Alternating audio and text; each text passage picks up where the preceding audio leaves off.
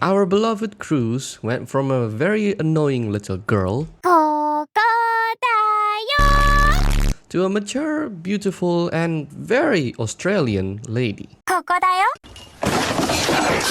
Anyways, Kroos has always been a reliable sniper in our early days of playing Arknights because she was cheap to build while also able to dish out some serious damage. Now that Kroos has aged several years and naturally her stats should also be way better than her past self, given that she's now a 5-star operator. So the main question is, how does Kroos the Keen Glint compare to her 3-star variant? We'll compare the two versions of Kroos later in the video, but first, let's see what she can do.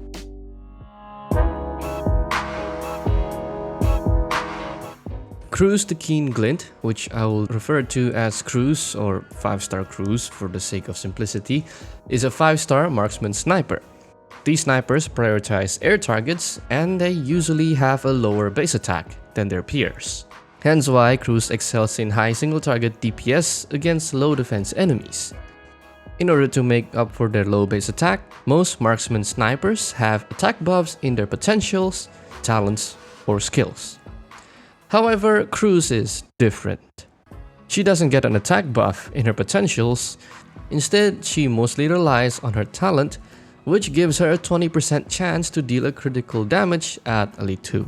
In addition to that, her talent also stuns the target for a short period of time, keeping them in her range longer to receive more damage, or to reset their animation, which is very useful against these Sarkas Lancers.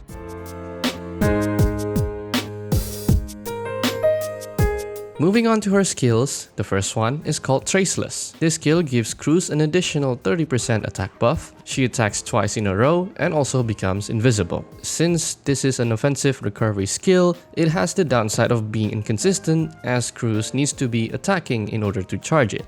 You can speed up the charging process if you take advantage of Archeto's talent.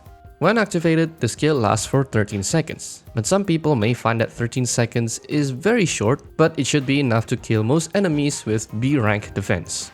And finally, the camouflage doesn't see much use in normal circumstances unless Kroos is deployed towards the front lines where most enemies would usually convene. Should you invest in its mastery? I don't recommend it because it doesn't seem to improve the skill that much, aside from an additional 10% attack buff and 2 seconds longer for its duration. Now that Kroos is a 5-star operator, she has a second skill, nicknamed Silence, and transforms Kroos into a deadly machine gun by reducing her attack interval by 30% at level 7.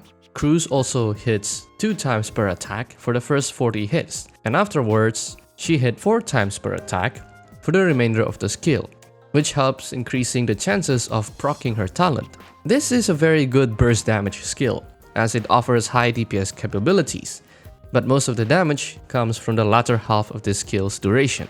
You might be asking, how long does it take for Kroos to start hitting 4 times per attack? Well, this handy table from GamePress shows that Kroos takes about 14 seconds to start hitting 4 times, assuming that she constantly attacks. As you can see, Mastery 3 shaves off an extra 4 seconds of the wind-up time to start hitting 4 times, leaving you nearly twice as much remaining skill duration. One thing to note about this skill is its lack of attack buff, so Kroos will have to rely on her talent for additional damage or an external buff from a different operator. As for Mastery priority, this is definitely the one you should prioritize. Shortening that wind-up time will enable Kroos to kill the enemies quickly and efficiently, especially in a stage where DPS really matters.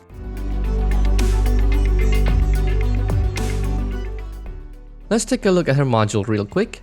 Stage 1 increases Kroos' damage against aerial targets, kind of unnecessary given that her anti-air performance is already very good, but more damage is always welcome. The second and third stage boosts her crit damage significantly to 175% at pot 5, which is kind of weird because I prefer that the module increases the chances of triggering the critical damage, but I think we can get away with this.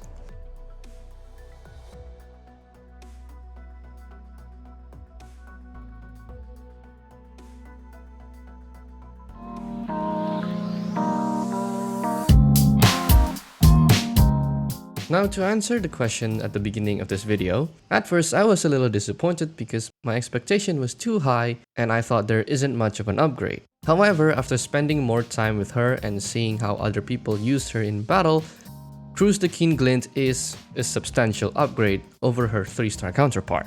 3-star Kroos is known to be cheaper to build, performs just as well as 5-star Kroos and most snipers below 6 stars, and she is more oriented towards new players. But Kroos Alter can do so much more with the proper support and perhaps can be a force to be reckoned with. She has the potential to become a boss killer. The only remaining downside of Kroos Alter that I can see is that she might not get much use in IS2 stages, since most players would prefer to use the 3-star variant to save up for a more powerful operator. Finally, if you're a new player looking for an upgrade to your marksman snipers lineup, I highly recommend considering Kroos the Keen Glint as your first choice. If you already have a lineup of strong snipers, then Kroos the Keen Glint is an optional build if you want to. As for me, I E2 Kroos the day I got her, and she really deserves that promotion for everything she has done when I was still a newbie. And her Kokodayo has evolved into a cuter version so that I don't have to pull my hair out every time I hear it. That's all I have to say. If you have anything to share, put it in the comments below and I'll see you next time.